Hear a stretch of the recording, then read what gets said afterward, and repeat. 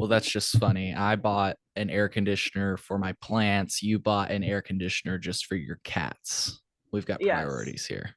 Yes, absolutely. I mean, they're both living things that need to be treated with the utmost respect. So we can connect on that front there. Absolutely. Hell Absolutely. yeah. Well, Allison, hey, I meant to ask before we got started. If you can't, it's okay. Are you able to do video this morning? Yeah, yeah, I can. I put my makeup on this morning just in case. Cool. Cool. For folks Yeah. that are listening, if you go to chillinois.net/video, you can watch the video version of this episode. Hey, good morning. Oh, you've got an awesome Hi. poster back Yes. there. That's cool. Yeah, yeah. I tried to keep out, the more gorier parts of that tapestry there, but yeah, my room is not conducive to like professional Zoom meetings. Hey, I got it's like perfect alien for this posters, podcast. like Return of the Living Dead, like I got horror movie posters all over the place. So that's always a fun conversation starter. Yeah, that's funny. Well, it's perfect for this podcast. You get the perfect Amazing. vibe. So, Perfect. um, Finally. I think I read your email on the show yesterday, and by yesterday, I mean June 1st, and by on the show, I mean episode number, hold on a second. I'm just about to pull it up. Come on, computer. 291. So if people Yes. want to hear that, the email that I read was from you, correct? Yes, correct. And I'm realizing I added a few typos in there just because I woke up understandably enraged because that was the morning after I found out that piece of information of what corporate thinks of us is that we are quote unquote crying toddlers. Yeah. It's for folks that haven't checked out episode 291 yet. Do you mind pulling up your email and reading it, or I can pull it up Yeah, as well? definitely. Yeah, I got you. Cool. Sounds good. And I'm Yeah, yeah. just Like getting I some said, weed I rolled up. just woke up in just like a fury. And I'm like, you know what? It's time that we just reach out to anybody and just see, because we were just so tired of yelling. Just a little backstory. We were just so tired of yelling into the void, and basically the void being the union, and them just like, we don't expect the union to be like a magic wand that can fix things, but we at least want to feel heard, especially when it comes to like a lot of these issues. But yeah, let me pull this up here. All Sure. right. Yeah, and then like I read back the subject line again as you were reading. I was like, was that dramatic? I always end up doing that. But yeah, so I wrote into Nicole yesterday morning, just in a fit of rage, just because enough was enough. And I said, hi, you don't know me, but I'm an industry employee for Sunnyside Cresco Labs. It almost blows my mind how we haven't come to you until now, but the corporate exploitation we receive is so out of control. They haphazardly bought one of the worst buildings in Wrigleyville, went over a year with no heat, and I Ethan mentioned also the AC was also an issue. And now they can barely keep the bathrooms functioning for us, which is a huge OSHA violation. And for those who are not familiar, at least in terms of ours, we only had one functioning bathroom, and that's what the case was the other day. Only 15 to 20 people can be in the building when that sort of thing occurs, and we have upwards of, and Ethan mentioned before, 30 to 40 people in the building at once, not including security. Like, this is just going off of our list of employees that are there for the day. So yeah, already not great for us. And continuing, they have lied time and time again to about the state of the bathrooms to OSHA, because OSHA decided to not want to come see for themselves. And our management basically said, "No, it's fine. Everything's fine. Don't worry about it. We're good." And continuing, on top of that, a member of management let it slip to us that corporate thinks we are, and this is a direct quote, a bunch of crying toddlers.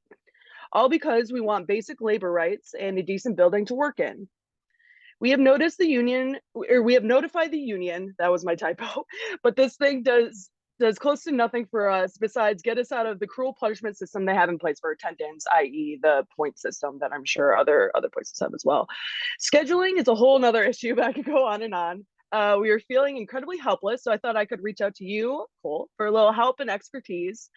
We need this horrible treatment exposed so we feel less trapped, is my thinking. Hell yeah. Well, thank you again for reaching out. It's Yes. always nice to hear like a boots on the ground perspective, you know?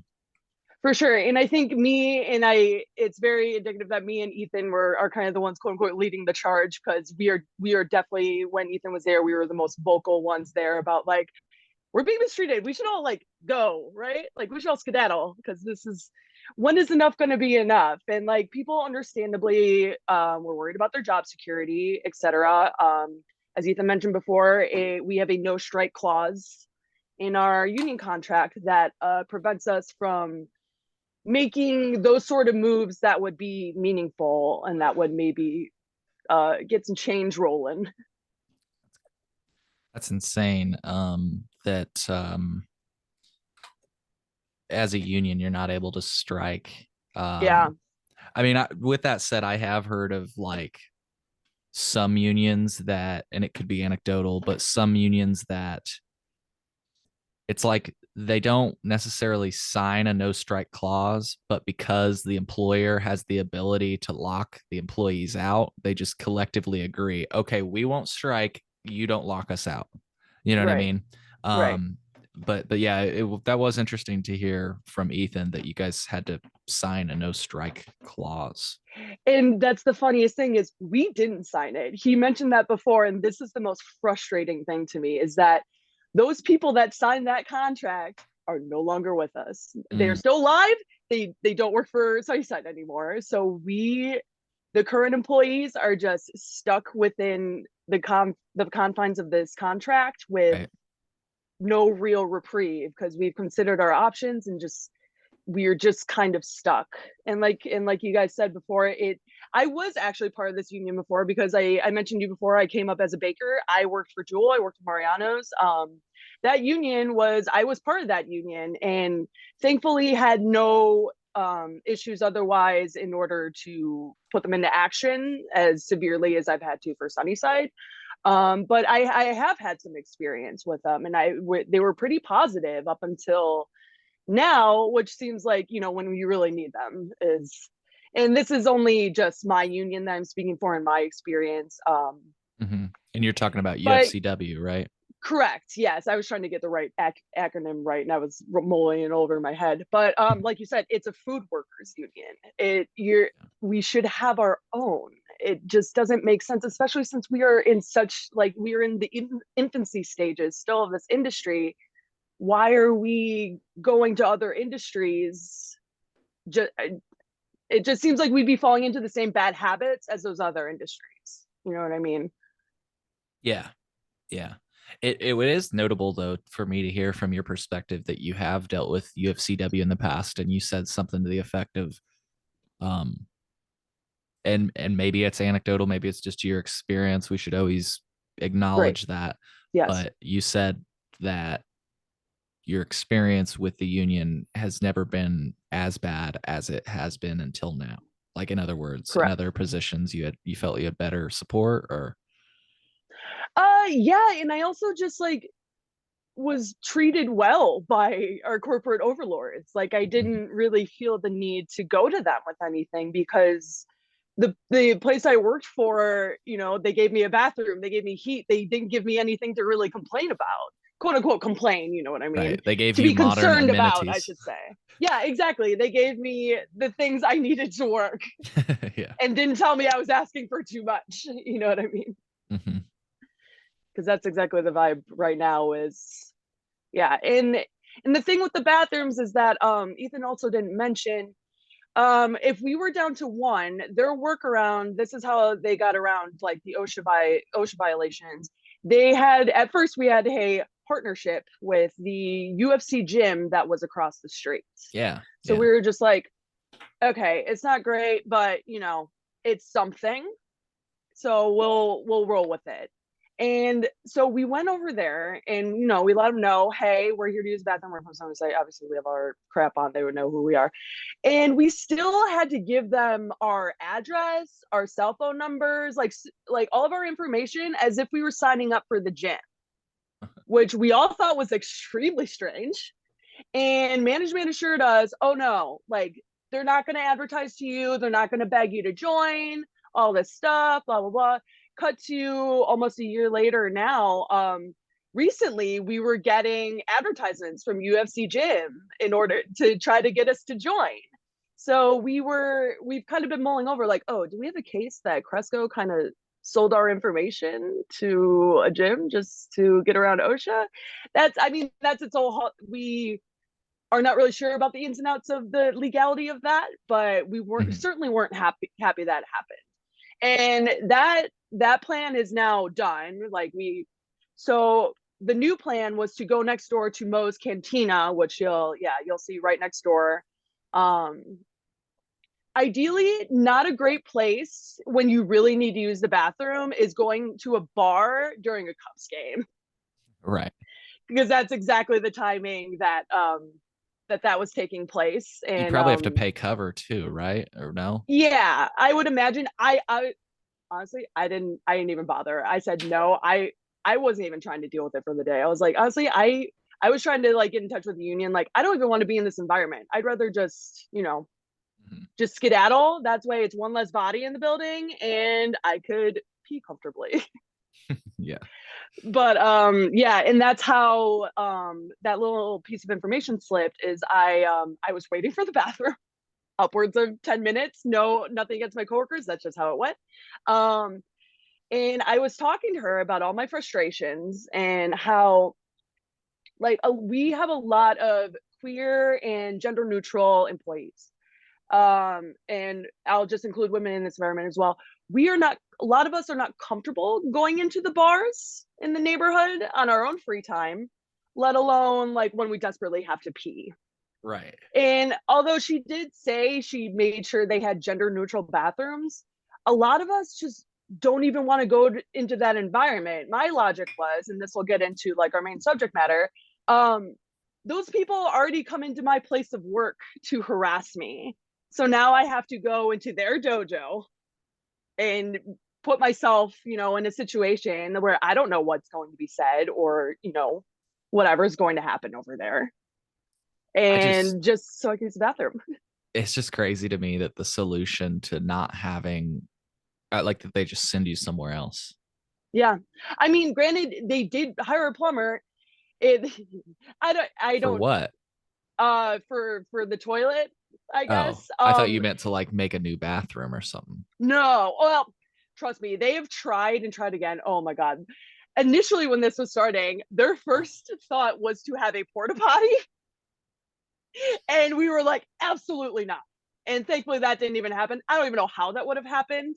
But now they're trying before, and I don't even know if this is a real plan. Because it's just with the way the structure of the building works, all of the space like is out on the floor.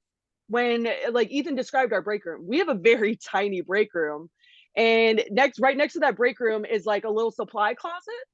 So they're trying to make the supply closet the bathroom, like a new bathroom, quote unquote. Like, I don't know how that would even work. We were already so crammed back there that um, I don't know how that would even work. So yeah, you see like really wide open, like, and that's what everyone says, like, oh, this place is so nice. I'm just like, oh, if only you went like past the doors, like towards the back, and you see like the rest of the place, especially upstairs. Yeah. um and that was another frustration I had, and it just like brings me back to that Zoolander quote, like I feel like I'm taking crazy pills, where they had this building for 2 years, and what were we doing with it? We were just sitting on it. We weren't doing our due diligence to make sure that it was suitable. And we were just, it seems like, and this is just going from my perspective, because I got hired right when we moved to this building. Hmm. So this was like a whole new experience for all of us. Um, oh, what was I getting at with this? Oh goodness. You were talking about like what have they been doing with this building? It's been Oh sitting. yes, yes. Yeah, like I said, they've been sitting on it. There were like the heat wasn't properly working, and Ethan mentioned our deliveries were in the garage. So it got a little chilly in there. So Yeah. if you went back there and saw people doing deliveries, you would see them like heavy jackets, like some people had gloves, like it's a whole thing. And it was really funny because all it took, that's when the OSHA thing worked, is when like all of a sudden we went to OSHA, and what used to be a thing a long process, suddenly was fixed overnight.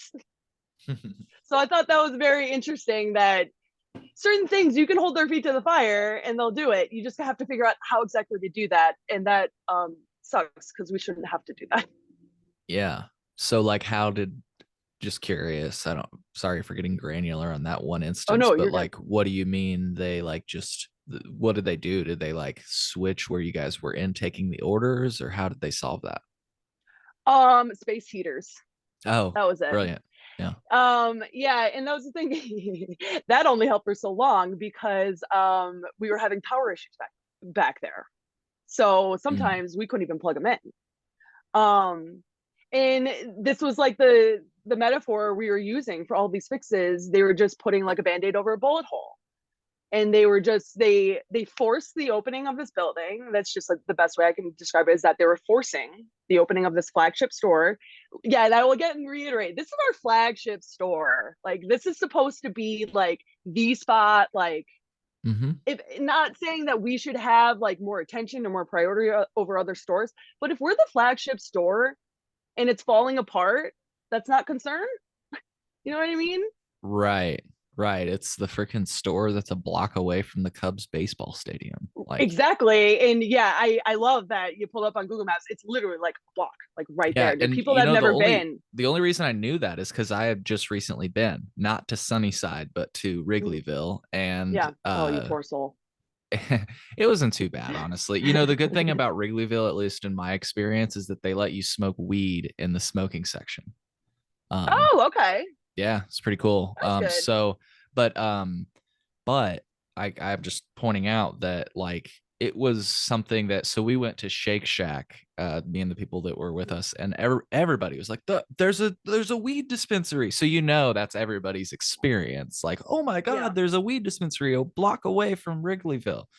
So to your Yeah. point, the fact that it's apparently falling apart is yeah, it's interesting how the eye candy looks in the front end of the store. Exactly. And it's just facade is just the exact word. Facade, patina, whatever you want to put on it. It's just Yeah. hiding what's like, the scum underneath. This is totally Um, it's pretty much unrelated to our, but I just have to share it before I forget it. It's funny when I Google Sunnyside Wrigleyville, on Google, there are questions and answers. And the top question that I see is very unacceptable that my product was purposefully shorted, missing 20% in a 1G container. Answer: I was given very old, dried up products. I lost money here and never went and wish I never went here. Like they're and you not know even what? I'm with them. I'm I with them on yeah. that because y'all got into that before. It's just like the Mhm. packaging and just like there's a lot of cultivators that have all black containers for their eighths, Yeah. and it just blows my mind. And then there's that no returns, no exchanges, at least for our policy. So if someone opens it and sees something wrong, the most we can do for them is a customer credit. But like And people even should that's a see pain in what the they're ass, buying. right? That's a pain in the ass for you. Yes, yes. Because We, I went through it where I bought a high supply cart that not only crapped out, it destroyed my vape pen battery. And yeah, I emailed them. They took a few days, and then they're like, "Oh, send us a picture," and then another few and you're days, an and employee. yeah, yeah, I yeah, mean, the reason I was saying it is because think about trying to deal with that from a customer's perspective or a consumer's absolutely, perspective. They just, for some reason, they don't believe you. They're absolutely, like, I don't know. It is crazy that you can't bring the product back. yeah. You can't even bring it back, at least with our regulation. You can't even bring it back in the store. Like Correct. we had to have a manager like go outside to talk to you, which is like, especially on Clark Street, not the best place to talk about things like that. Yeah. Well, hey, here's it. You guys have been giving me good opportunities to bring up history. Once again, for folks that Please. haven't seen it, um, we've done an episode on Illinois cannabis history. It's episode 232. And if you check that episode out, as part of that, you'll see that we have a document with citations for everything that we say. I'm about to display that document, which has since been Awesome. updated. I will be releasing it in the future. But again, you can get V1 for yourself for absolutely free. Take it and run with it, people. But here for Yes. history, on August 12th, 2019, Governor J.B. Pritzker signed Senate Bill 455 and Senate Bill 2023 into law. I can't remember if it's between 2023 or 455, but we've got it cited here, and so you can look into it yourself. Nobody knows this. Not a lot of people know this. The bill removed the renewal process for patients with lifelong lifelong conditions. A lot of people know that. Wow. But what people don't That I didn't know know. is that, importantly, the bill directed IDFPR to establish guidelines permitting returns and refunds for damaged and inadequate products. Interesting. That was in 2019. Interesting. Now, I followed up on that. Got that on record too.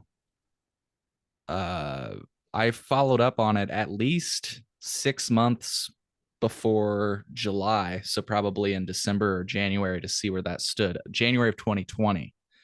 We were talking about it on July 4th of 2020, the fact that we're waiting on these rules for refunds and exchanges. I've asked elected representatives, and all they have told me over all these years is that they are, quote, still drafting the rules and regulate. How fucking hard is it? Right. Like, it was like the thing I seriously? was talking about with the heat. It was just like, oh yeah, we got guys coming in to look at it, zoning, whatever words they could throw out, and then you just go above their head, and like suddenly it's not that problem anymore. Yeah, so I don't know. I try to just keep bringing this up because hopefully one of these days the rules will finally be finalized. And what it would mean, like, not only would you be able to have refunds and exchanges, but from what I understand, this would make it so that you could bring back product to the dispensary to show, like, and so you don't have to do this whole picture bullshit, prove it over email thing, you know? And you can open it in the store, because that's the biggest thing they tell us, like, make sure you're watching people, so then they don't open it, because we literally have to be like, no, open it outside. Like, you can't do it here. Yeah. Yes. Perhaps, like you say, after you purchase it, you could open it.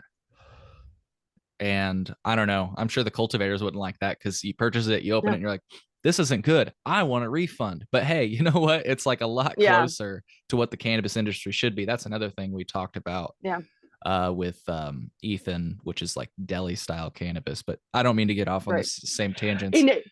The vending machine point that you made, it just completely exploded my brain and like gave me a little bit of an existential crisis. I was like, oh my god, yeah, we are kind of like human vending machines. Yeah, I was gonna ask you about that. Like, it didn't feel good to ask that question, but it's like I feel like I'd be remiss if I didn't. You know, you're right, and that gets into this position that is where the problems lie. We have a position called OBO, which stands for on behalf of. So that is for people that, I'm like, or best offer, because that's what anyone automatically assumes. It's completely taken out a bunch of different meanings. So that's for people, and anyone that's been to any sort of dispensary in the state. We're the ones standing with the iPads, waiting for you to come up, and just, we'll talk to you, see if you have any questions. 9 times out of 10, it's people that just don't want to make accounts and just will come in and just be like, I already know what I want this, and this, and they just want you to do it for them, which is fine. Oh, so sorry to cut you off, but you have to make an account to place an order digitally online or in the store. Yeah. That's funny. I mean, it makes sense, but it's funny. It does. And also we have like a loyalty point system. Right. That's why I was saying it makes sense. I think it's like mainly, Yeah. But yeah, if you're like completely new and you don't know what you're doing, like, and I've always made this joke, our process feels like a psychological experiment. Like, how much are you willing to put up with? Like, nothing against my staff, obviously, and my team. We're just, doing our best within the structure. But how much are you willing to put up with in order to get like a $90 raise? Yeah. Because it's okay. So, Ethan mentioned we have no slow days, and he was right. They're very rare. So imagine you're coming in, say you're coming in for a Cubs game. You want to grab some stuff. You don't know what you're doing. You walk right in, you're going to see a packed line of our adult use line. So that already looks scary. Mm-hmm. So you think you're going there, but no, we have to veer you over to the side to talk to someone with an iPad first.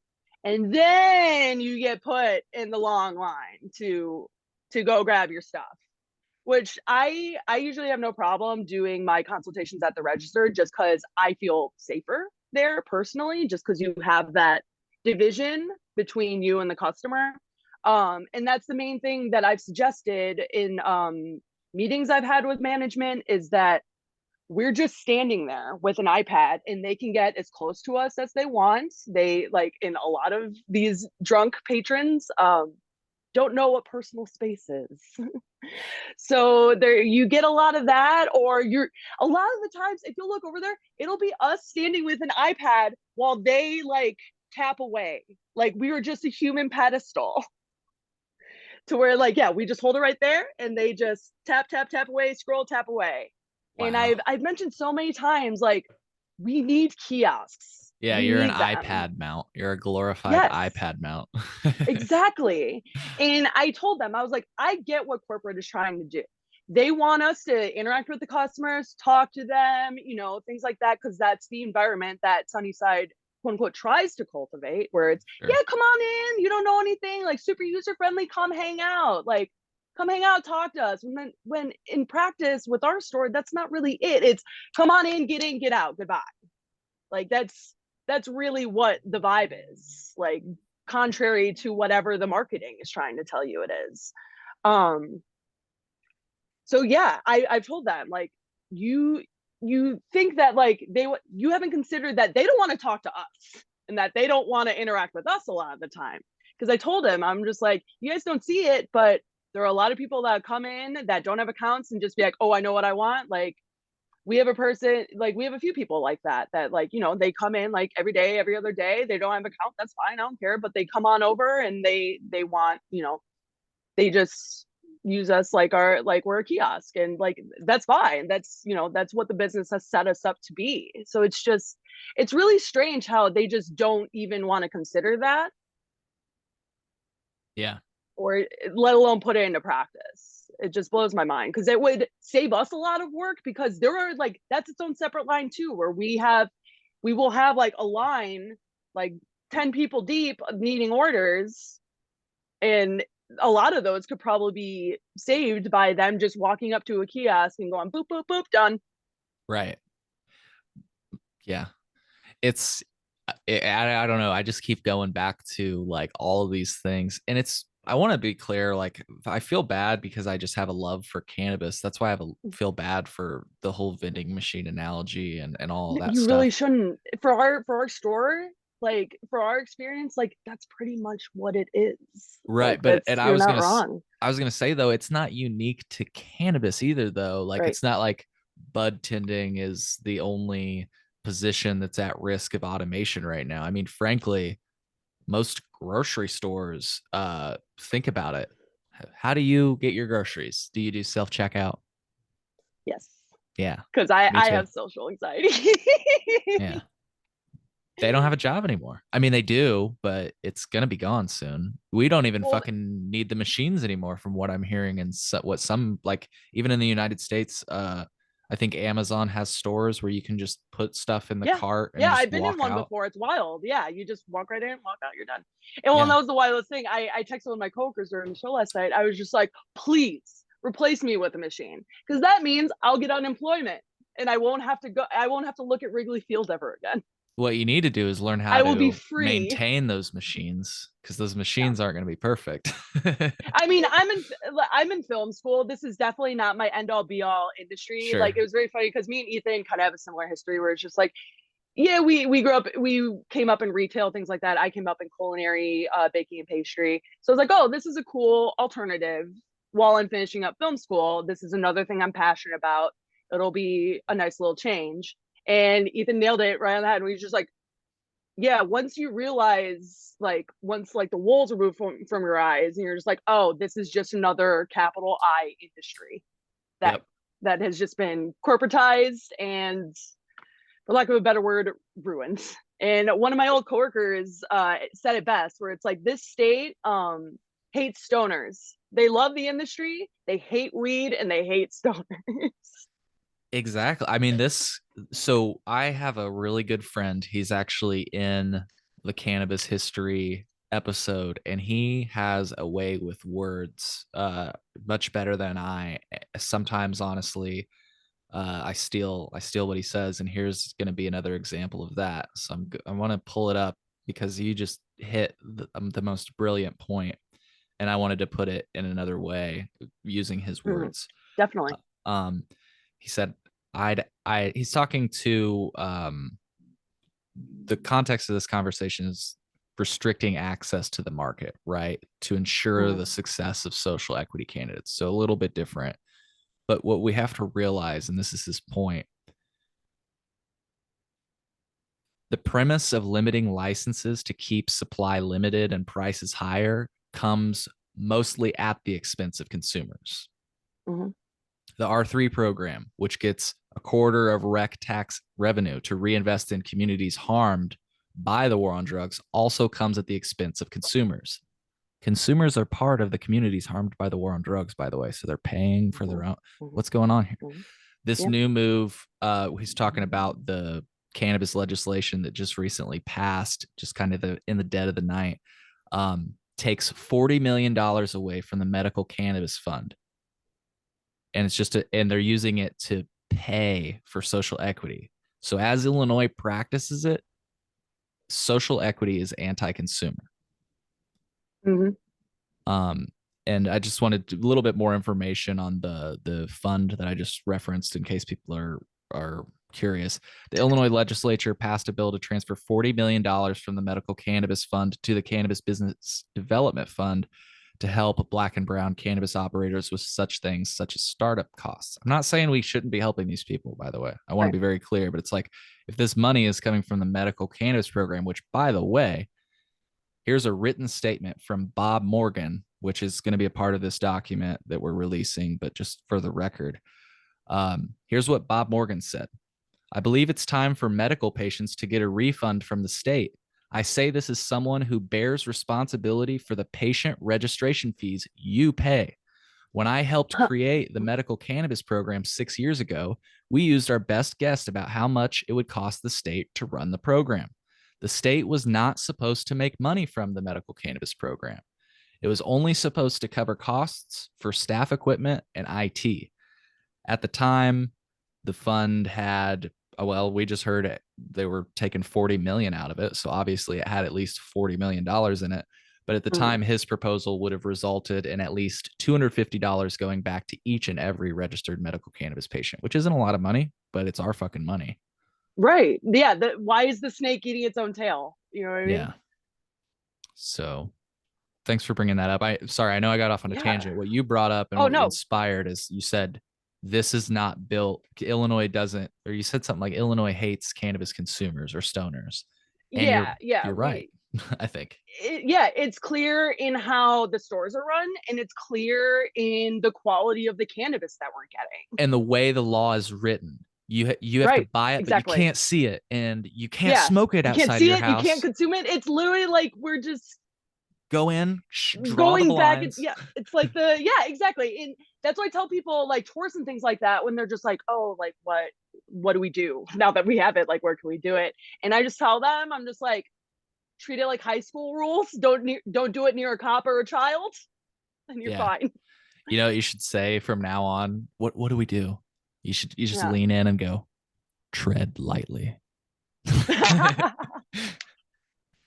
So Fucking strap in. exactly. No, but what I'm saying is like, look, the moment we've had defense attorneys on this show, the moment you step out of a dispensary, any dispensary, the moment you step out of the dispensary and get in your car, you are out of compliance with the law. You know why? Because vehicle code says that cannabis, if it's in a car, must be in a childproof, sealed or resealable, Is odor that proof still in container. effect? Yes. Because I know there was some rumblings to get the verbiage of that.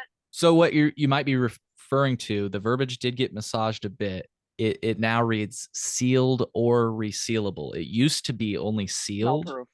And Okay. so then cannabis was a one-way product, which is an issue, right? Because let's Yeah. say I buy a 6-pack and I come over and hang out with you and the other people at Wrigleyville or whatever, and I'd only drink two. Well, I want to bring my 6-pack back home with me. Why the fuck can't I, right? It's not a Right. one-way product.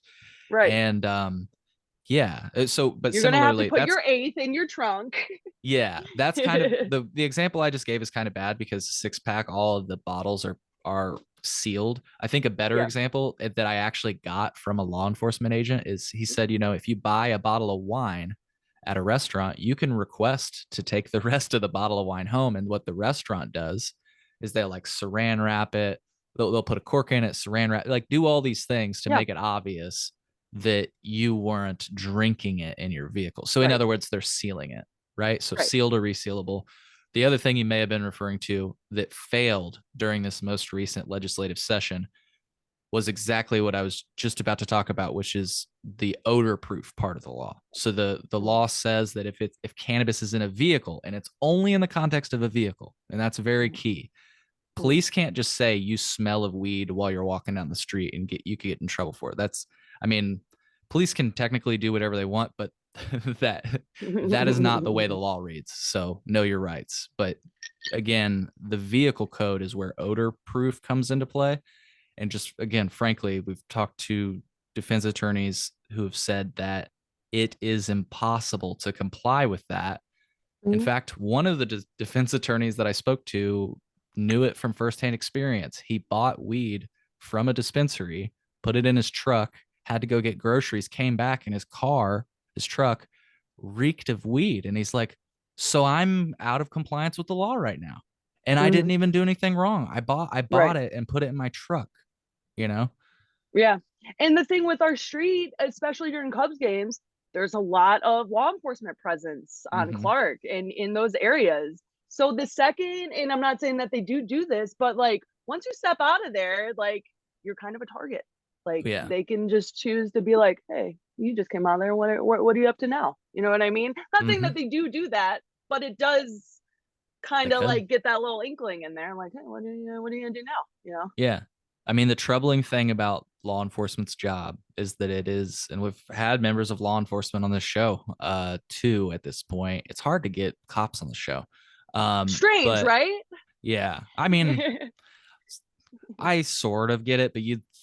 you'd think that if you really wanted to like redo the image of police, yeah, that you would just be like You trying should to get probably out and start talk to working on everybody. getting some good PR out there. Right. But the issue with law enforcement that I have, and I think most people have, is the issue of discretion. So, Mhm. like you just said, they could choose to.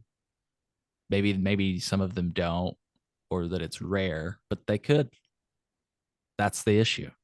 Like, Yeah. and it's supposed to be legal. That's the problem. Like, what Yeah. the fuck are we doing? You know? Yeah. It just seems like, yeah, like we legalize it, but we're still feeding into the same double standards that are still in place, like federally. Yeah. And And it's the I same. Oh, go go ahead. ahead. Sorry to cut you off. No, you go ahead, please. Well, what I was going was about to be in a little different direction. So you can say what you want. Okay, well, I was just gonna. Mine may also be, but I was gonna say like I'm all for like being respectful and like courteous. For example, what I'm trying to say is that like we've got the Illinois Smoke Free Act. Cigarette smokers don't always abide by that, right? We all know that. I'm guilty of that Hey, sometimes. whatever, all I'm saying Sometimes you're is drinking, and how far is 15 feet? right. Well, and that what I'm saying is maybe we should try to treat cannabis like that. Like, okay, Mhm. we try to do 15 feet. Maybe we don't always do it. Holler at me if I'm too close. Yeah, Don't exactly. give me a citation. It should Right, just be like a courtesy thing, right, exactly. It's Because crazy. that's all it is. It's not that, yeah, like you said, these double standards. And like one of our policies at our place is like, if you get caught consuming on the job, you're done. You get your Really? badge taken away. Yeah, you're done. You like Well, you get your badge taken away and you're done. I guess on Um, site. but this is the thing. Especially, it's really funny in our neighborhood because we are in a very alcohol heavy neighborhood, a very bar heavy neighborhood. I'll be more specific. Bars can do shift drinks, customers can buy them Oh, shots. You true. can be inebriated, like full on inebriated while working at a bar. But say one of our employees is a medical patient that, gets migraines or what have you, is like needs to medicate like on their break, for whatever, not even for fun, but for a legit medical reason. They will lose their job. And that has always rubbed me in a very strange way, where it's just like, okay, we're trying to make cannabis less scary and more just, trying to peel away those double standards, yet we are like Perpetuating really them. driving hardcore into them. Yeah. Which I think is just very interesting. Like this place, I went back on my meds because this place like drove me so insane. So when I was starting back up on my antidepressants, there were times where like I would consider myself inebriated while like working a register, because I was so like Sure. Out of it. susceptible to this Lexapro and I needed it for my mental health, that like I would argue I was more inebriated for that than I would be if I needed to hit a vape pen for a migraine. You But know what that's I mean? okay. Yeah, right, exactly. But that was fine. And then like I said to my manager, I'm just like, yeah, there were times where like I was straight up effed up on Lexapro, just because I'm wading through the waters, getting used to it, getting But see, used to it things like again. And that like, you're allowed to yeah, brag about at work. Have you ever, I don't know, isn't people that that I work strange? with, It's very they're strange. like, oh, sorry, I drank too much coffee this morning. And I look, that happens sometimes. Yeah, I'm not knocking anybody. It's just funny how absolutely certain not. drugs we can be like, oh, I took my happy pills today. Like I took a Right, Xanax. I'm in a good mood. But if I were exactly. like, yeah, I just smoked a doobie over lunch, they'd be like, get the Right. fuck You'd be out of like, here. no, turn in your badge. We want your gun and your badge on my desk. You Yeah. know what I mean? It's like, it's insane. Then you're like done with the industry. Like They make you it's give back your gun too. that well I know. I was trying. that was I'm that was joking. okay, thank you. I was like, well, it depends if you're security, which yeah, now we're down to one security Right. guard. That's also another great fun thing that was mentioned. And you know what, that'll help me get into what I'm getting into now, which is in that section of OBO, I have been the person that is the loudest about being sexually harassed in that area, because you're just that. You're standing there, you have an iPad, and I don't want to make this a gendered thing, but men are they've been drinking all day. They came from a sports game. They're all hopped up. Some of them don't know how to talk to you. A lot of them are tourists that feel that like, that are here to party and whatever, and just like will say whatever they want to you. And just some of the grossest things have been said to me while I'm just trying to sell a person a joint. And it's just the fact that no one can see that, the fact that like they don't understand that this is not appropriate. This is not an appropriate time for that. A, I'm just not interested, and B, this is just not appropriate. Right. Like this is apropos of nothing. Like I'm literally standing here like talking about gummies, and then you cut me off to be like, you're hot. And things like that, and standing too close to me, and a lot of like, and I will back away and they will follow me. They will like follow me like down the line. It's and I will, and I'll do my due diligence and be like, hey, can you know what I mean? Like I'm getting a little, but sometimes you just have to draw the line and be like, you know what? No. Cause yeah, there was one time I as a wellness advisor, the bottom of the barrel had to kick someone out because they called me a dumb bitch. So I had to kick them out. Whoa. All for trying to help them, by the way. They were mad that I was asking them questions. They came in to place an order. They were mad that I was asking them questions for what they wanted, because we have a very big menu. And Yeah. that conversation ended with him calling me a dumb bitch. And then I had to be the one to kick him out, because where was security? They weren't there. Yeah. I'm just trying to Where was picture management? They how weren't it could there. have just trying to picture how it could have gotten to that point. Like, do you want weed, gummies, Oh, or I can vapes? explain it to you, because this guy, I can't speak for what he was on. Sure. Clearly not there. Okay. My Yeah. guess was downers, something to that effect. So Hmm. A, probably shouldn't even been let inside the building, because Right. we are very, especially like in that check-in area, it's just like, if you're sensing something, like don't let I them was gonna in. ask Like you if they that's were all. fucked. Like, if they're fucked up, does security stop them from getting in? Security won't, but we will make the call. Okay. This is very strange. Yeah, I It mean, seems like a security security is thing. its own, with how security is treated there, it's like its own beast. Um, that I only have like limited experience with talking with them. But yeah, there was no manager on the floor. Um, there were security was busy, doing whatever is it, because like Ethan mentioned, they have more jobs than just watching the store. They have to escort people around that are not, like people that are here for deliveries or, money pickups, people that don't work within our building but are here to do business there. Like they have so many other things to worry about besides just watching the store that like I don't understand the thought process behind just keeping one there. And then they acted like they were throwing us a bone. They're like, oh yeah, we'll give you two for Cubs games. And like I Yeah. said, and like Ethan said before, they put this policy in place right before like opening day, like literally right before it. So the Wow. timing was very, very strange. But yeah, back to the sexual harassment thing. I understandably was getting fed up with that position Yeah. and how I was being treated there.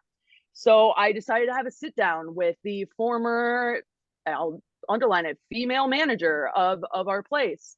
And I said, hey, this is what's happening. You even had to kick someone else. You had to kick someone out yourself because it happened to me. What are we going to do about this? This can't continue. And I told her, I'm just like, I don't, and I said these words to her face, I don't feel comfortable. I don't feel safe doing this position. I kept using the word safe over and over again. Because the thing they don't understand is that it goes beyond. We have a lot of regulars that literally, because my hair color changes a lot. Like right now it's green. I change my hair a lot. I have regulars that like track my hair color and like things like that, and like my days off and just like where I'm at. We had a former female employee that was like went on her break and was followed. Like they are doing nothing in the ways of protecting our female employee, like I'll just say especially female employees, but like anyone that doesn't feel safe. um when we come to them, we don't feel heard. I especially don't feel heard. And one of the last meetings I had with her before she left, um she essentially just tried to sweep it under the rug and was like, well, guys are creeps everywhere. I was just trying to normalize it. And that was especially damaging to me as I am a survivor of abuse, of sexual abuse. And even talking about that with them was triggering to me, where I basically, any time that I got put in that position, it had to be a therapy session in another office just so I wouldn't be put in that position, when all you had to do was, we have so many employees that would be willing to take my place. Or you could just not schedule me there to begin with, because I've said time and time again, please don't put me there. But I would be put there anyway. And then it would be my problem. I would have to be the problem to ask around my fellow coworkers and be like, hey, please switch with me, when it On shouldn't be my OBO, right? problem. Yes, correct. Yes. Okay. Just making sure I was following you. Yes. Yeah, for sure.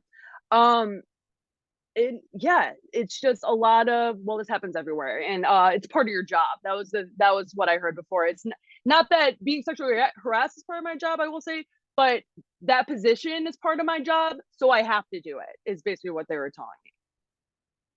So they weren't telling me to deal with the sexual harassment, but they were telling me, we're not going to move you, you need to stay in that position. Oh, I think you cut off a little bit. I think you muted. Thank you. There Sorry, we go. didn't Yep. realize I was muted. No, you're good. That's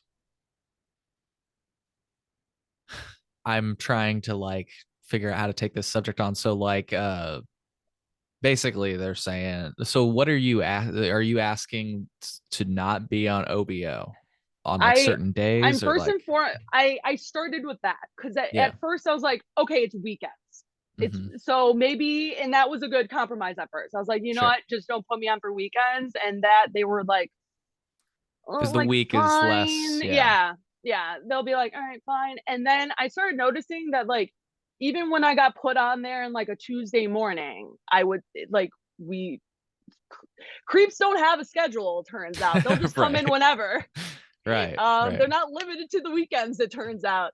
So as that was happening more and more, I'm just like, I put my foot down. I was like, you know what? No more. I was like, I can't do it anymore. Mhm. Because it doesn't matter. It doesn't, because yeah, it was like a Tuesday morning. And this guy, I wasn't even doing a consultation with this guy. I just finished doing one with another customer. He finishes his thing at the register, walks across the room to me, and asks me if I'm single. When I had another person that I had a consultation with that said they recognized me from Tinder and just like cut me off in the middle of my sentence. Where Yeah. it's things like that where I'm just like, in what universe is this appropriate to say to A, anyone, but B, while they're working? Right. It's just the things that these men have felt comfortable enough to say to me. And this is the thing that pissed me off the most about this old manager, is that she wouldn't kick them out right away. If someone, and this isn't just sexual harassment, this is just being acting out of pocket in general. She would serve them anyway just to get them out of there. Well, yeah, you got to get their And that's $80 it. eighth. You got to get the Right. $80. And that, and I told them, and I told my coworkers, it is so indicative that it is money over safety. Yeah. It's money, money, money. Because anyone else would have been like, all right, you're done. And I told her, I was like, what you're doing is you're setting a precedent, saying I can act as out of pocket as I want and I will be served anyway. So it doesn't matter. Yeah. I will say for this new manager's credit, I did deal with a creep recently, and she didn't even serve him, kicked him right out. So I like overly praised her. I was just like, not to compare you to Miss Ma'am, but I really appreciate how you handled that, because that would have been handled completely differently by anyone else. And I really appreciate you doing that and not serving him anyway, and not making him think that he can just act that way and get served. Because that's my That's biggest issue right now, is we have so many customers that just act out of pocket, and they were just getting served anyway in the interest of just getting them out of there. And what they're not understanding is a lot of these people come back. They're not just out of state tourists. They're not just like, they're yeah. not just faces we're not going to see ever again. You might never see them. You, the manager, might not ever see them again. But we on the floor, we might have to. Yeah. I know somebody that got banned because they insisted upon getting a refund for their product. And maybe they raised their Interesting. voice, but like, you know, still it's just interesting to hear somebody get banned for That's funny because for they we would push to ban like people that were like getting violent and stuff like that, and they would be yeah. like, but they'll do it for that. Yeah, You know they what I had mean? his But picture up. when it messes with the money, He was that's a medical cannabis patient. He was just like, dude, I pay so much. He was like, I pay so much for this. I think that's where he raised his voice. yeah. And they're like, we're not gonna have it. And they kicked him out and Oh said goodness he was gracious. banned for Yeah. life. But I wanted to ask, so it sounds like maybe the new manager is better, perhaps because they, at least in one situation, they reacted the way Yes. you would have preferred. Yes. Just like the way it should be. Where it's just like, yeah, someone's acting out of The way pocket, it get should them be, out of there. exactly. The Yeah, way it the way should it be. should be. Um, Like, not saying, oh, this happens everywhere, or oh, this is your job. And even right. the other day, I she asked me to go to OBO, and all I said was, I'm not comfortable doing that. And she said, okay, I'll find someone else. No questions asked, no therapy session. She wasn't, I didn't end the day crying because I had to dig up my past trauma, because that's what a lot of it was, where I would have to leave early because Yeah. I would access past trauma. Yeah. And it's just not what I expected for that day. Sure. So it's, yeah. Yeah. Um, so I have one last question about OBO, and then I've got a separate Please, question about that you brought up, like leaving the location and feeling unsafe. please. Like accommodations that have been made for me in a much less like secure job. Um, but we'll get to that. I wanted to ask one last question about OBO. Um, Sure. so like would an accommodation perhaps be, and I'm only asking this because I'm curious, like Yeah. uh like would a reasonable maybe middle ground for you be that like maybe they ask you to go on OBO and you're like, like, okay, so if you're not feeling it that day, obviously you always have the right to say it. But let's say like you're like you have the capacity that day, but you're like, look, I'll do it, but this seems like a rowdy crowd today, and I'm just telling you right now, the first person that even fucking gets a toe near the line, I'm gonna say, I'm gonna be right back. I'm gonna get somebody else. Like, I'm just Oh, curious, that's how I would that treated be? it previously. I That's how I treated figured, it I figured, previously. Yeah. Oh, for sure. Yeah, but definitely. I didn't know if Yeah, that would and be it just got to a point. Yeah, no, definitely. And we did have a bit of a compromise. It was like anything with this company, it was pulling teeth.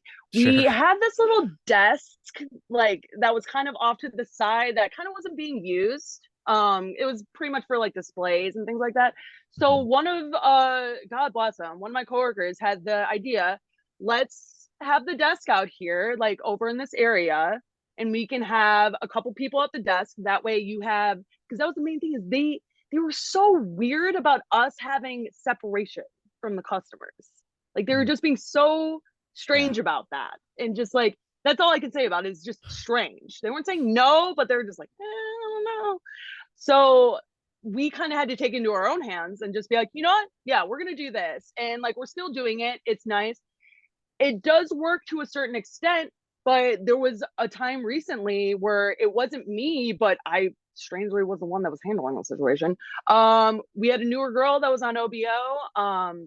She was, I could just tell from across the room that she was just majorly creeped out by this person. So I ran around the back and I snuck up behind her and I was just like, yo, I was just like, this guy being a problem. She said, yeah. Because oh yeah, he said something to me about her being scary, and this girl is one of the sweetest people I've ever met. I'm just like, you clearly did something to make her scary. So that's what I like. I was like, yo, is this guy a problem? And yeah, he the thing with that desk is a lot of them don't, you don't stay there. A lot of them, because we have the product displays, I'm sure you saw in the pictures, we have those product displays where people want to walk down the line and look at things and they expect you to follow them. So a lot of the time that consultation does not stay at that desk. A lot of these people will want you to walk down and they want to point at you. It may not even be something that's on our menu, by the way, but they'll just point at it and be like, what about this? And you're expected to go down there. So that will take that degree of separation away from you. Yeah. So yeah, if you go on the opposite side of the registers, that's where our OBO area is. So if you like kind of turn around a little bit, Oh, that's I where didn't even like realize I can look around in yeah, here. yeah. This So is yeah, where those crazy. ATMs are, that whole thing along the wall, like that is our quote unquote OBO area, This which is, is a oh, this is, yeah, yeah, over there. Yeah, basically where your mouse is, like yeah, that strip right there, and there's those separate lines. That's like our, yeah, this is our OBO area. So you're basically just standing there. Yeah. So I would be standing in front of that Slur Crasher poster right there with an iPad, and that would be my degree of separation. This is all they gave us, by the way, is this little strip to do consultations. wow. And this is where we do it with medical patients. I mean, most of our medical patients, we have do them at the register now just because it's quicker.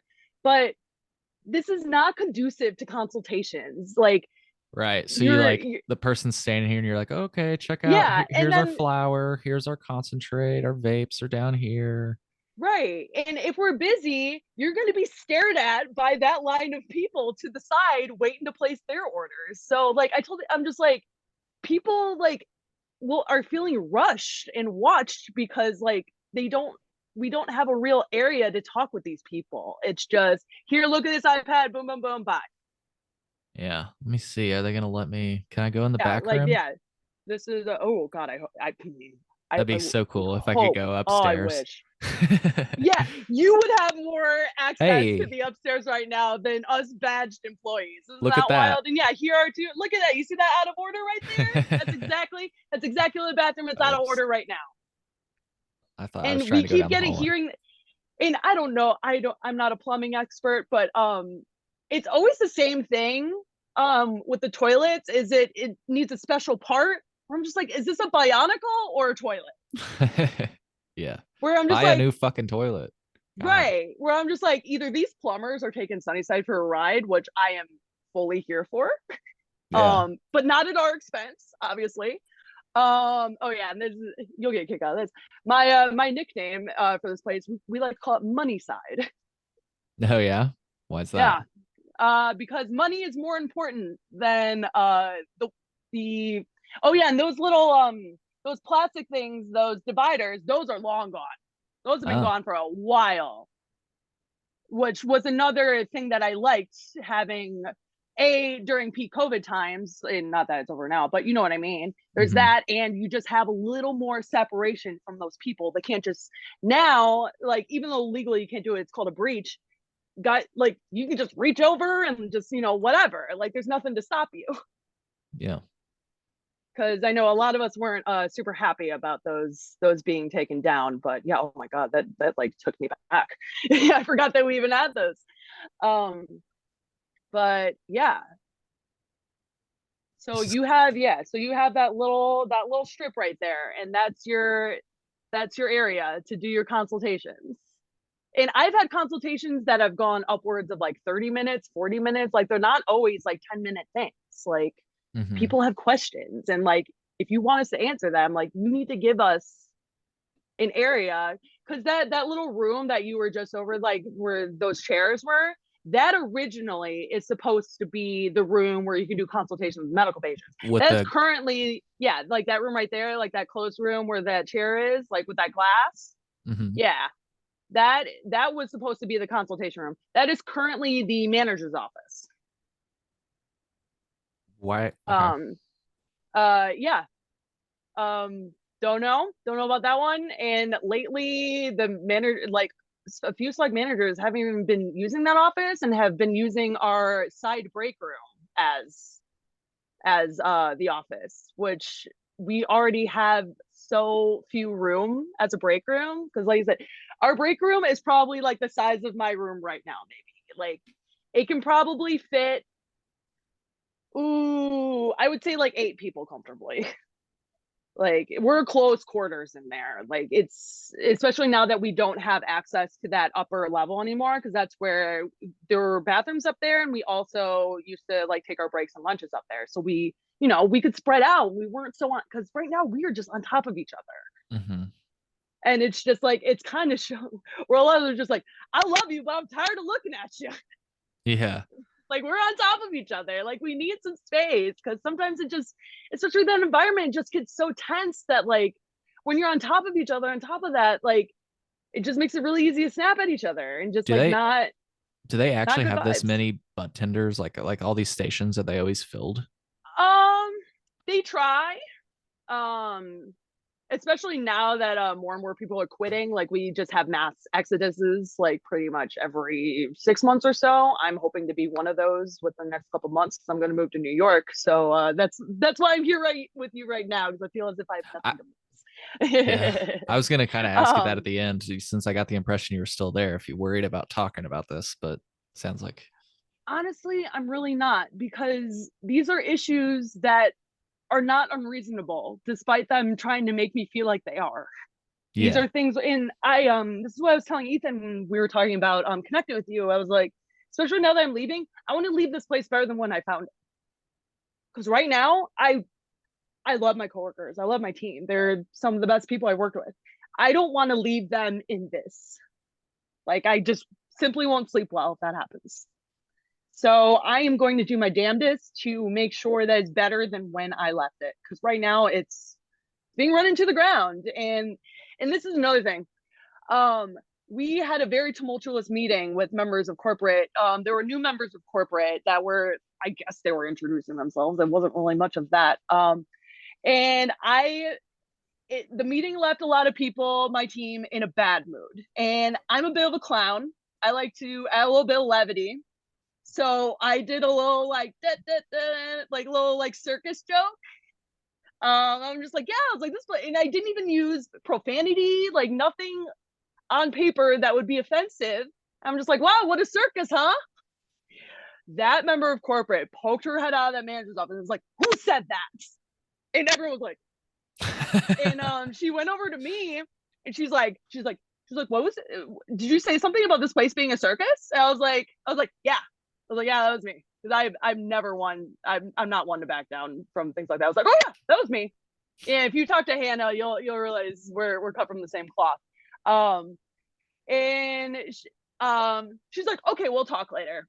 And I was like, yeah, okay, we'll see. And of course, that conversation didn't come.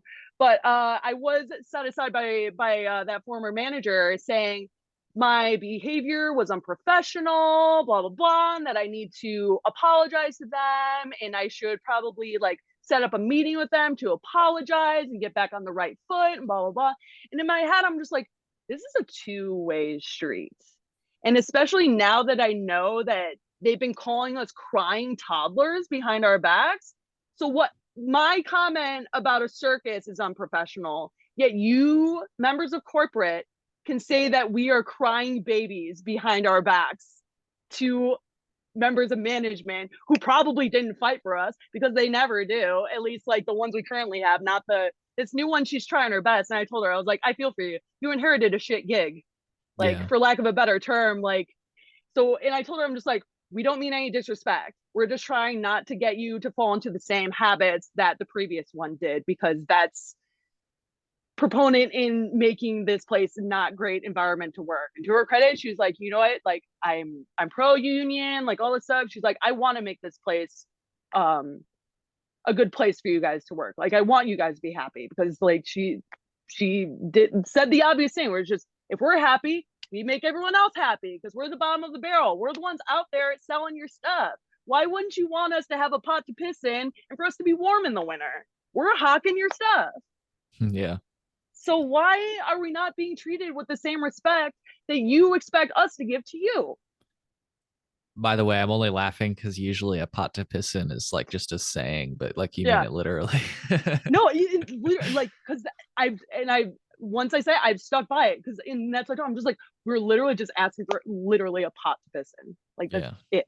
And we're being told that we're asking for too much. And like even said that we should be grateful for what we have right now. And it's just like, that level of ignorance is like par for the course with a lot of members of management, where it's just Yeah. they it's not that they don't see what we're going through, because they certainly do. We're very vocal about it. It's just nothing wants to be done. Where Yeah. like I was almost in tears with like when I had this last meeting about OBO, where I'm just now I have to say, like, what has to happen to me? What has to happen to me in order for you to take this seriously? Yeah. Because that would be it. And I don't want to take it there, obviously, but you know what? That's what it is. To where I even had to say that to a fellow coworker that was drinking their Kool-Aid so hard about that, where even they had fellow coworkers of mine saying like, oh well, it's everywhere, it's part of your job. Like, no, that's not how things should be. Like, why are we just accepting this as the norm? Like, why are we not correcting? Why and this is an overarching thing for women. Why do we have to change our entire thing for safety when we should be correcting the behavior to begin with? Like, I don't understand that logic, and how like I'm the one that like should watch how I dress or how I talk to someone, or things like that. But we're not going to talk to them about the behavior. We're going to accept that behavior as the norm, and I need to be the one that has to be like, you know what, that's part of life. You know what, you're just gonna have I to wore deal the with it, wrong bud. shirt today. Yeah, yeah, I decided to wear shorts because it was hot today, and now I'm being sexually harassed. Awesome. And Yeah, now I my have to fault. worry about going home. Now I have to worry about being followed. Awesome. And I have this bright ass hair. People can find me pretty easily. You're right. I'm part of the problem. These shorts, Yeah. they were too much. Yeah. Yeah. Oh, and that's a whole nother thing, where one of my coworkers, she is more endowed in the chest area. Okay. And she gets scrutinized for wearing unprofessional things when all she's just wearing clothes, and she just happens to have big boobs. Yeah. But Well, they're like, cut it back a little bit, you know. right. And I'm she sorry. literally is just like wearing, it's like nothing she's wearing is overly I sexual. feel It's like just this them other saying thing. that, by the way, is sexual Yeah. harassment. Like, hey, Yeah. whoa, you're it's like basically saying like, God, I can't think of it's like from comedy films. Like you're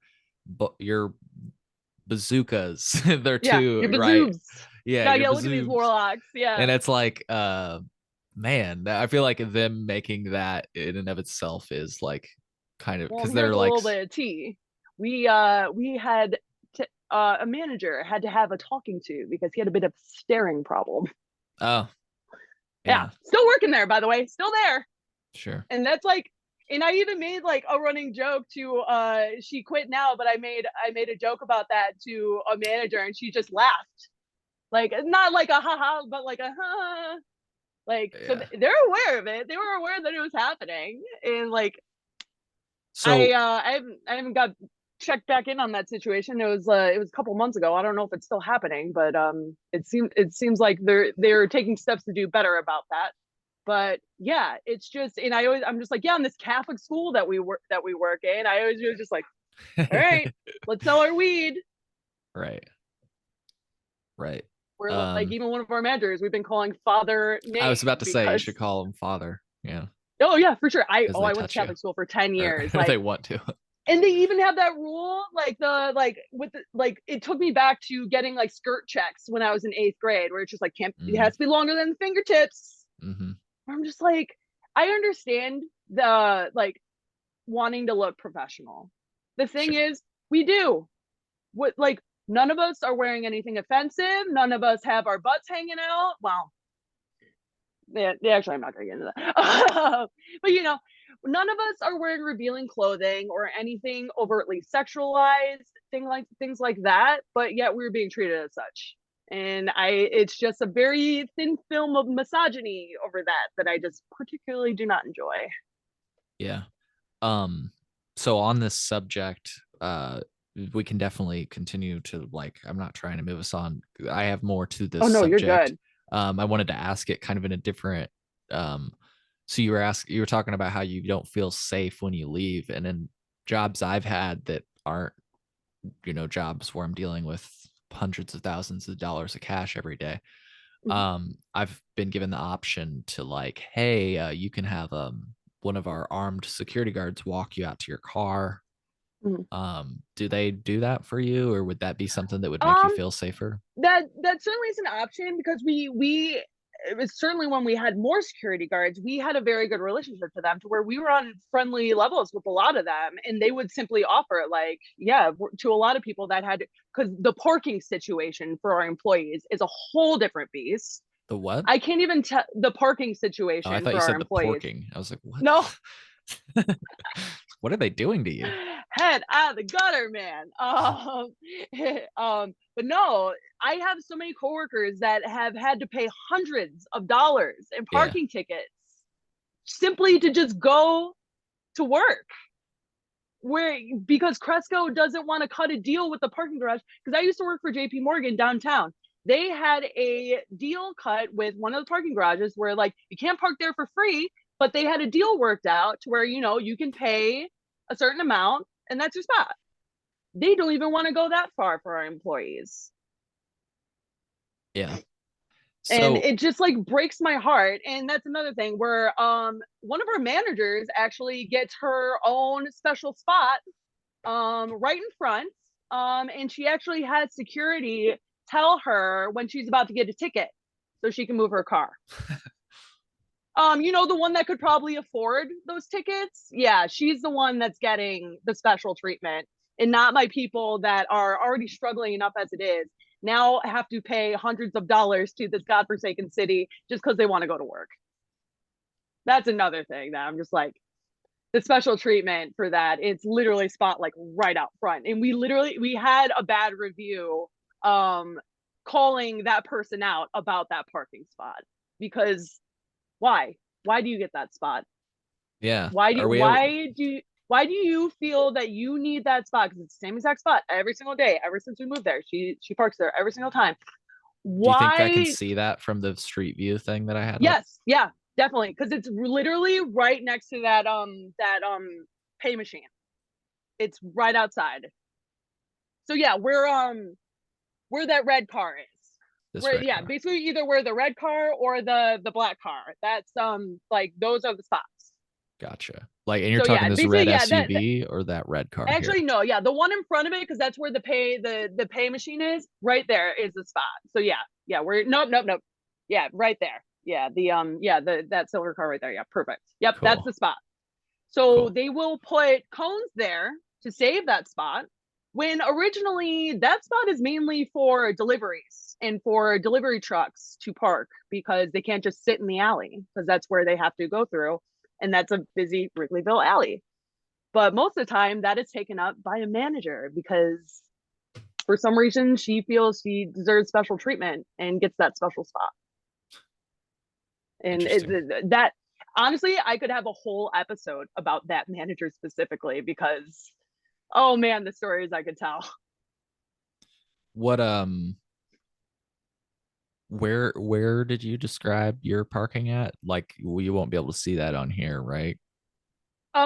No. I personally don't drive, but I've heard it from a lot of my coworkers. A lot of them like to park, well, try to park in like game days. It's a whole different story. Yeah, But that's what kind of why I was asking.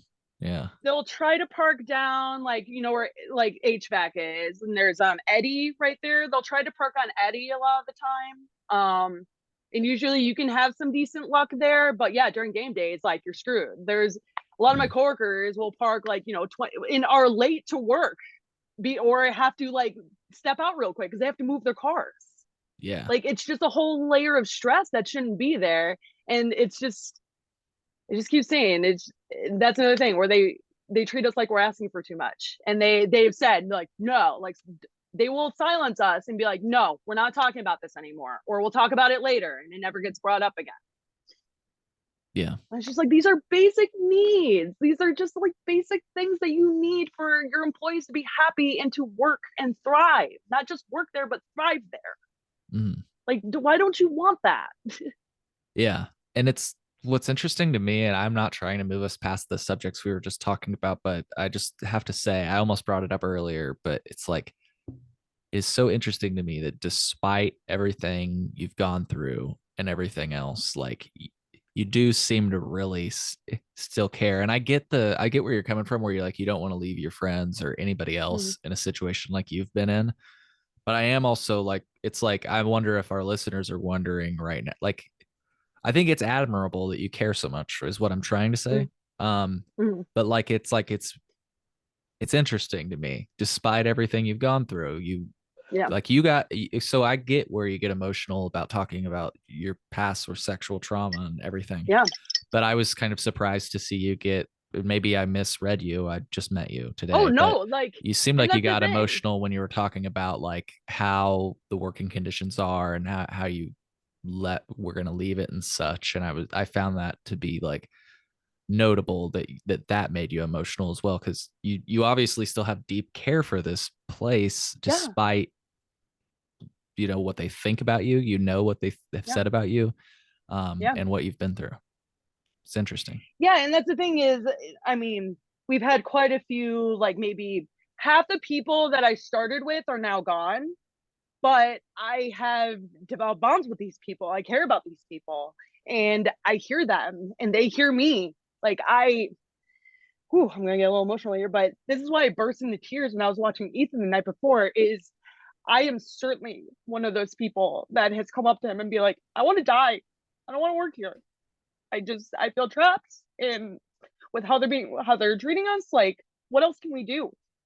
Where I've come to him with that, and I texted him like right after he said it. I was like, I no doubt have come to you in that kind of capacity, and people have come to me. Even and that's the one thing we have going is we're such a strong team, and that we rely on each other so much for this kind of support when we shouldn't be feeling this way about a lot of things. These are like we shouldn't have to like not feel safe at our jobs. We shouldn't have to like deal with a lot of things that we deal with. But like you said, we do anyway because we love cannabis. We love talking about it. We love being around it. Like even though this place is a hellhole, like I'll still go just because I have my regulars. I like talking with them. I like especially my medical patients. I love helping them with whatever ails them, helping them with pharmaceuticals, like things like that. Like that's why I got into the industry, and that's why I stayed so long, is because that part is so important to me and I get a good sense of purpose from that. And even though that's not my end all be all industry, like I said, I'm about to be in the film industry. It's still something I care about because this has been a thing that's been a part of my life since I was 14 years old. It's helped with my mental health. It helps with my insomnia. I'm a current medical card holder. Like, it's so beneficial to me, so much so that it kind of outweighs those negatives, as much as those negatives may be. So it's the only thing we have left, at least for my team, keeping us waking up every morning and going to that place is the passion for it. And that is just, I will say, out of all the members of corporate that I've met, I've never had a single positive interaction with a member from corporate, if I'm being fully honest. And whether it, like, no matter how small the interaction was. And after the first bad interaction I had with corporate, I talked to that manager at the time. I was just like, there are people like me that are new to this industry and are very excited to get into it. And dealing with people like that and those kind of like corporate entities is squeezing the passion out of people. And Yeah. that's what me and Hannah tried to tell this new manager when we were talking with them previously, is we aren't normally like this. We're not normally like these union quote unquote attack dogs that are just like so mad about everything all the time. It's just, we have been ground down so thoroughly by this place, and we have just been beaten down, for lack of a better term, so much that like even the smallest thing, like a toilet not working, will just send us into a frenzy, just because we've continuously not felt heard or supported by the people that have the most power to do that for us. Yeah, and I feel bad we got this far into it, and don't even know if yesterday with Ethan or with you, if we've even, you brought up corporate, you've been saying Oh. corporate. Who's corporate? Because we said Sunnyside. Um, yeah, it's I'm Sunnyside not asking corporate, for which is name. really funny. Yeah, yeah, I'm not asking for names. Here, yeah. I'll just say Cresco Labs for Yeah, folks that Crystal are. Labs. Yeah. Yeah, yeah. Well, it's So really funny because like the past, like I'll say the big three that we had issues with over the past year have quit mm, and are gone. yeah. So again, So yeah. I wasn't trying to get you to throw any. I mean, if you want Oh, to, no, no, you no. can. But I was trying, for folks that aren't cannabis nerds like you and I, Yeah. that don't know that Cresco owns Sunnyside and Yes. Cresco Yes. owns like High Supply and all that stuff. They may not have Yes. connected the Yeah. dots. So Just so now you we're know, yeah, cooking with Cresco. Cresco owns, High Supply, Cresco. You got Good News. You got Mindy's. Oh God, Mindy's a whole other thing. And yeah, that's pretty much the extent of it. Yeah, there's like a whole little umbrella there. But yeah, so we Sunnyside is owned by Cresco Labs, for those who are not in the know. So yes, when I say corporate, I mean the corporate Cresco Labs. Yep. And yeah, we recently have a new, oh God, I can't even think of, we have a new person for HR. We have a new person, a new like overarching manager, and one more woman that I don't really know what she does, because she will come into the building and then just like, and that's what a lot of them do. They'll come into our space and elbow their way into the vault, things like that. Not a hi, how are you, eye contact, etc. Nothing. They just elbow their way in, say, this is wrong, this is wrong, this is wrong, and just don't bother having a good relationship with the bottom of the barrel, i.e., us, when you really should. That's not, you shouldn't be coming in here and ignoring us. And like, because, and I will say to Charlie's credit, Charlie has come in and dude loves me. We've had conversations. Like, I'm not the biggest fan of his, but you know what? When he comes in, he will say, hi, how are you? What's going on? And we're not just, the human vending machines. You know what I mean? Because that's pretty much, it really feels like that's how corporate sees us. We are not, and I will speak for a lot of us when I say we don't feel like people to them. We're simply cogs in the machine that make them the money. And the money is always going to be more important than us. Yeah. And yeah. I appreciate you trying to be fair, or by mentioning that like Charlie comes. I disagree with Charlie on a lot of things. Yep. I'd still Yeah. love to have him on the show. But Yeah. it is, I think it's admirable of you to be fair and to acknowledge that he's come in, he's said hi, and he's treated you probably more human than any other corporate Yeah. by Like when just I first talked to him, acknowledging. I didn't even know it was him. Someone told me that back. Oh yeah, that was Charlie Cresco, as we call him, Yeah, Charlie Papa Cresco. Charlie. Yeah. Yeah. I was like, yeah, that was Papa Charlie. And I was just like, oh, I was just like, I would have never known. Whereas like we have other people that come in and be like, don't you know who I am? And like beg for discounts when they are not, beg for employee discounts when they are not our employee, et cetera, et cetera. That I can have an off book conversation with you about that. But yeah, he didn't have that don't you know who I am kind of swagger, I'll say. And it was very much like, come in and check out the store. And this is one of the biggest things I like to say about this being a flagship store. We are only a flagship store when it comes to taking the pretty pictures to put online, for all the PR, for everything else. Screw them. Yeah. So, in the interest of trying to be fair, I think it's important, and this is another thing I should have done with Ethan the other day. Ethan, if you're listening right now, as I told you yesterday, you're welcome back. Welcome back on anytime. I love you, mommy. Um, but like, look, this is the playbook for certain companies, especially ones that have the values that some of these companies have. If these stories were to catch traction, let's say, and they were like, somebody writes this, because nobody takes the Chillinois podcast seriously, and I'm only sort of joking, they just see our like Yeah. silly logo. But if some like serious, like the Chicago Tribune took this story up and got a little bit more and was like detailed it, I feel like what some of these companies might say is like, well, these are just looking for the word, because they do this in other industries. They would say that you're just mad because we let you go. Or I know that this isn't the case for you right now, but they'll Or it's make very much like people don't want to work anymore, like something like that, right? So can you try to, ahead of that, them even saying that, like, let's just pretend they've said that, how would you, in the spirit of being fair, how would you say, like, because I mean, you've explained and you got very emotional, you obviously love your job, you care about the quality of your work. So how would you counter that, if they were just like, well, she's just jaded, she just is saying shit about us to say shit about us and see what sticks, how would you respond? Oh God, that's a really, really good one. The thing is, let's unpack that. Let's unpack why I would even want to feel jaded, why I would even have such motivations, because people just don't wake up and decide to be bitter about something. You know what I mean? It comes from a domino effect or a snowball effect of just like one thing, and then the resentment just keeps on going more and more. So that's basically what I would say, that is people, that this doesn't come out of nowhere. Like, I didn't wake up and decide to just start hating this company. It's an amalgamation of a bunch of different things that have happened there. And oh God, what was I gonna get I got at the with word that? that I was looking for, by the way. Yeah. They're going to say that she's a disgruntled employee. That's what they're going to say. I was looking for disgruntled. That's what the people, that's what they do.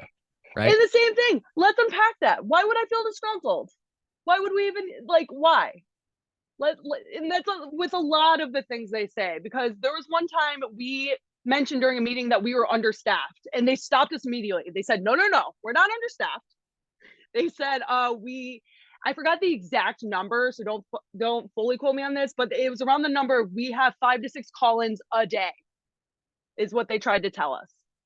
So let's unpack that. Why? That's not normal for any place of business to have that amount of call-ins a day. Why are we having that amount of call-ins a day?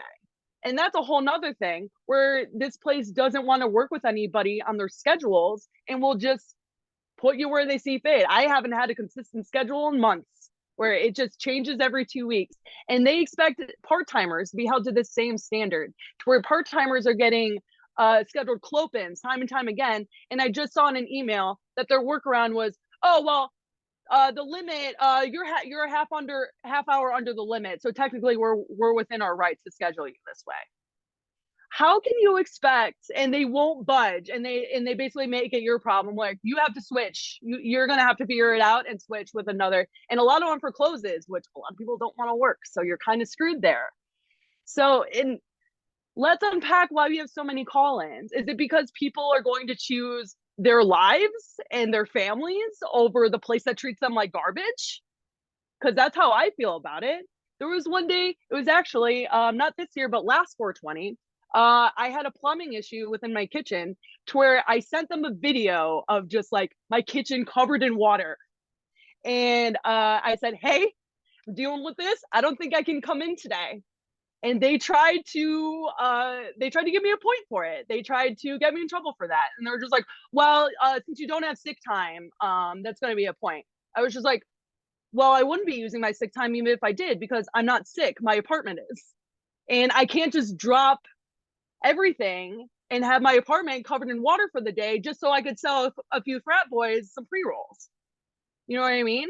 So that was another thing that I mentioned with this cruel point system, is that and also I heard that the person that created this system no longer works for the company. They got fired like a while ago. So why we're even still enforcing this, I don't know. They got too many points taken away. Yeah, right, exactly. But yeah, I have multiple coworkers that have life stuff come up, that need medical accommodations, things of that nature, and they'll just be getting points left and right for that. And that's pretty much our main use for the union right now, is so we can get out of getting points, essentially. Mm. That's kind of the main thing that they do for us, is like making sure that we don't get points for unreasonable requests. Nice. Yeah.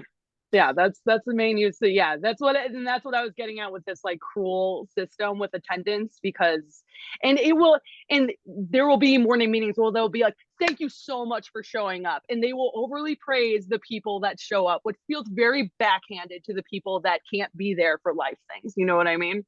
Mm-hmm. Just a lot of those praises, like when Ethan said that, like, oh, give this person a round of applause, they did over 100 rings, like it's very backhanded, because why did they have to do that in the first place? Yeah.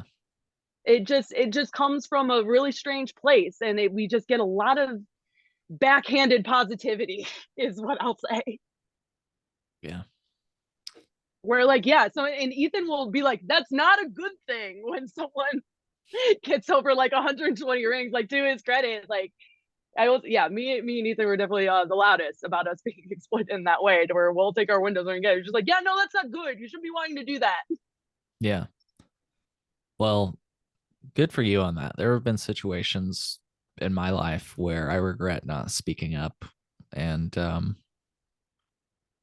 the thing I've like it's kind of a new thing for me, because in the time like between here and like my apartment, I've become like a union. I've become like a union rep and like a like real estate lawyer all in one, with how much I've had to deal with things going on, where I have acquired skills that I like didn't expect I would be able to acquire. And yeah, now I'm just, especially now because our turnover is so high, and that's the thing, is we are seeing less and less full-timers. They're taking on part-timers like the Dickens. There's just so many part-timers. So then, they don't have to get the benefits, blah, blah, blah. But again, yeah, part-timers don't fall under the union, right? Right. Well, yeah, they do. They do. They just don't get the benefits. Oh, okay. They just don't get, sick time, all that stuff that comes with being full-time. The good stuff. But yeah, they are being expected to be held to the same standard with scheduling as full-timers, with being scheduled half the time and not getting any of the benefits of that. So I don't understand why they're being held to that standard when they are part-time. And that's exactly what it is, part-time. They shouldn't have to have their entire lives on hold for just in case you need them to close on a day that they wouldn't expect to close. You know what I mean?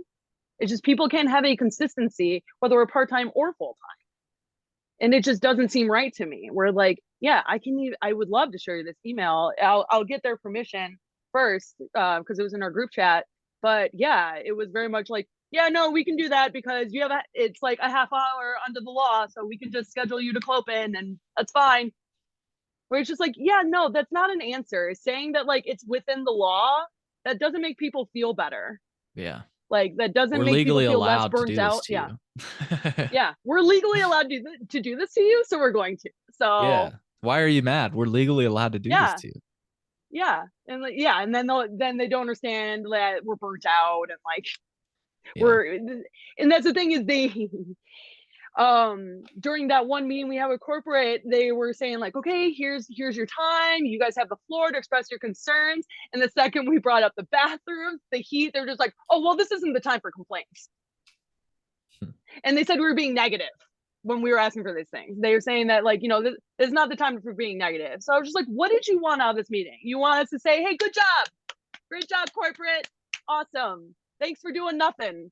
Like, I don't know what they expected from that meeting, but it was just the most embarrassing for everyone involved and just rude. It was just so rude how they spoke to us. And that was the same meeting. It was like, oh no, we're not understaffed. It was just like, and then they just used other verbiage to explain being understaffed.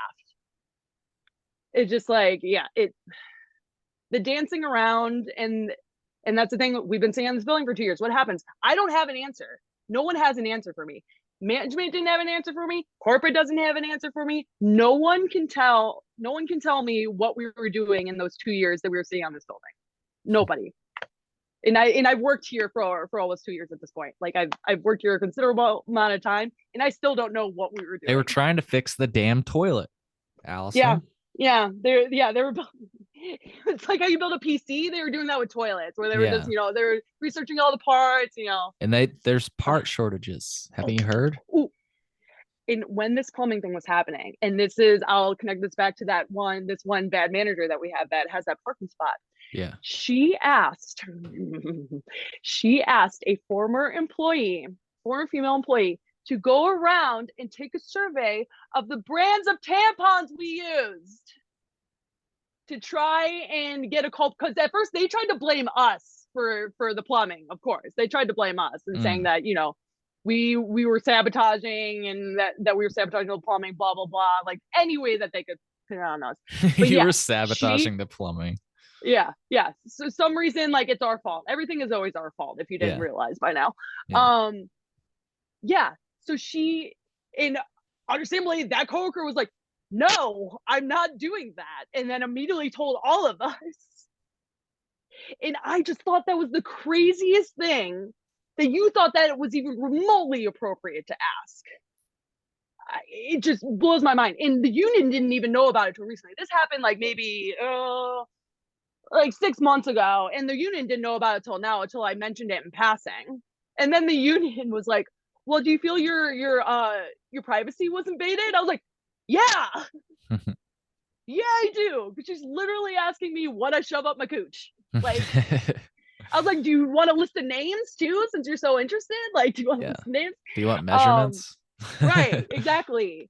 So I'm just like, and she has made so many just borderline ignorant moves like that, to where like, and she's untouchable. Like, there's so many things that she's done wrong, like incompetence aside. She's also our compliance officer or whatever.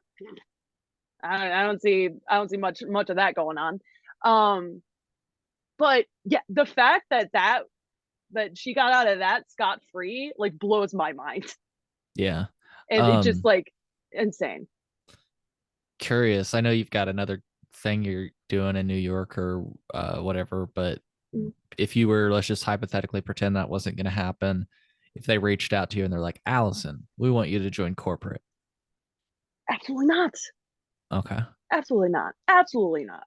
You wouldn't try to, like, I'm going to be the change I want to see in corporate. or no, because that simply doesn't exist, honestly. Like, and it's the same thing that I'm just going off of my surface stuff. It's like saying, like, join the police force and be like, yeah, I'm gonna be the good guy. I'm gonna make the difference. It's just like, no, you are a drop of water in a bucket of mud. You know what I mean? Yeah. You are just not, like, your intentions are very good. Your heart is in the right place, but you should probably put those intentions elsewhere. Because this is not, that's not the hill for you to die on. It's certainly, like, that hill is too big for you to die on. It's the hill you will die on if you try to die on it. Yeah. And they will put you there, and they'll dig it for you. Yeah. They'll dig your grave. Yeah, absolutely not. And yeah, it's the same with, like, oh yeah, like, you should talk to HR, blah blah. do not trust HR within an inch of your life. No, They are dude. there to protect the interests of the company. They're Right. not there for you. And I had a good with our former HR person. I actually had a decent relationship with them. I was totally fine with it. They were one of the few people from corporate that was actually like, "Hey, how you doing? Like, talk to me like a person." And even though like they were one of my most like despised positions, I was still like, "Okay, like sure, like I'll talk to you like a person since you're showing me respect, I'll show you respect." You know what I mean? It's two-way street. Mhm. But yeah, I always have to tell, especially like your new people, don't trust the managers. Don't trust. They're not your friends. You can't trust them. They'll act You like it can, though. yeah. Oh, certainly. Oh, certainly. We have a few of those that'll like, oh yeah, like kind of like act like your friend, and then like the second you tell them anything, like Boom. yeah, it'll be turned around on you real quick. Real quick. Yeah. Yeah. You can't really trust anyone besides like your fellow wellness advisors. And that's even to a certain extent. Cause I like I was gonna said, say you gotta be they careful. have a few of them drinking the Kool-Aid pretty hard. And I don't know what's going on with them, but yeah, I had one person that was just like, yeah, no, they're blind. They're just willingly ignorant to the dumpster fire that we work in. And I get it. If that's what gets you through the day, fine. But when other coworkers are being more vocal about them, you can't shut them down. You simply Right. can't. You simply can't. If you're going to be ignorant, be just that. Be ignorant, zip it, zip the lip. You're either with us or you can zip it. Like Yeah. that's kind of your options. Hell yeah. Well, Yeah. hey, any bases Yeah. we didn't cover this in our conversation? No, I feel like, oh my God, I've taken up so much of your time.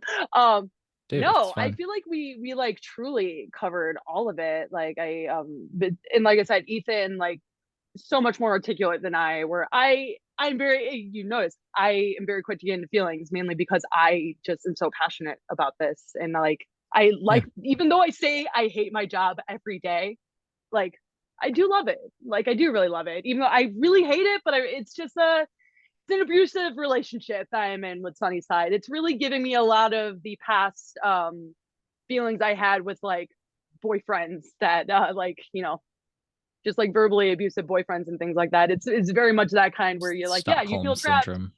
Yeah, exactly. Where it's just like, yeah, you're kind of trapped. So make the best of what you.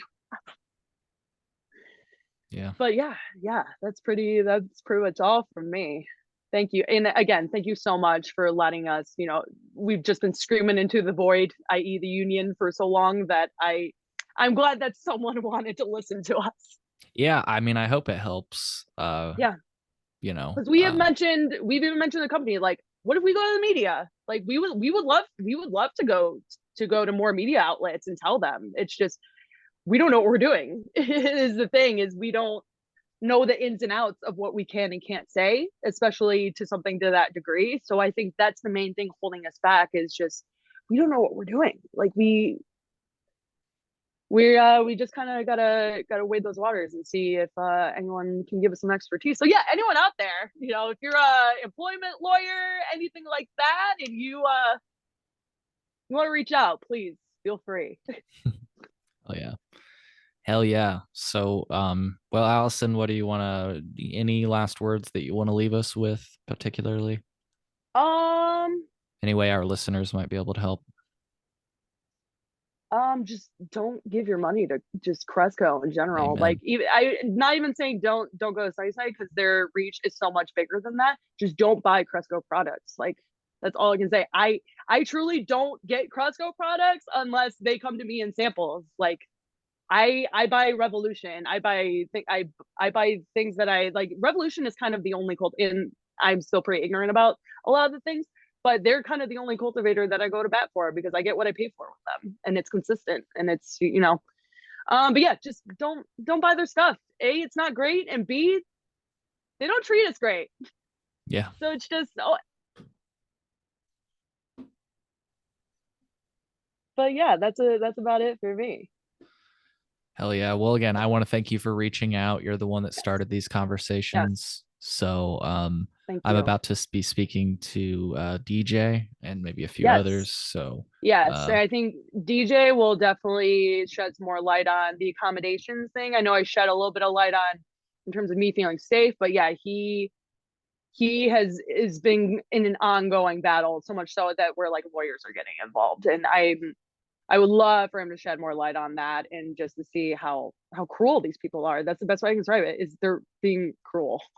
Yeah. So, folks, if you're still listening right now and that sounds like a conversation you want to check out, stay tuned for it. Alyson, I want to thank you for what you're standing for, Yeah. despite everything that you've been through. Just Thank you. how I was raised, man. Just gotta, you see something wrong, see something, say something, but don't be a That's right. Snitches get snitch. stitches. All Oh right. yeah, oh yeah, baby. Hell All yeah. right. Thank Well, you. yep. Take care, folks. Now we're cooking with Cresco. Take care. Bye. Bye.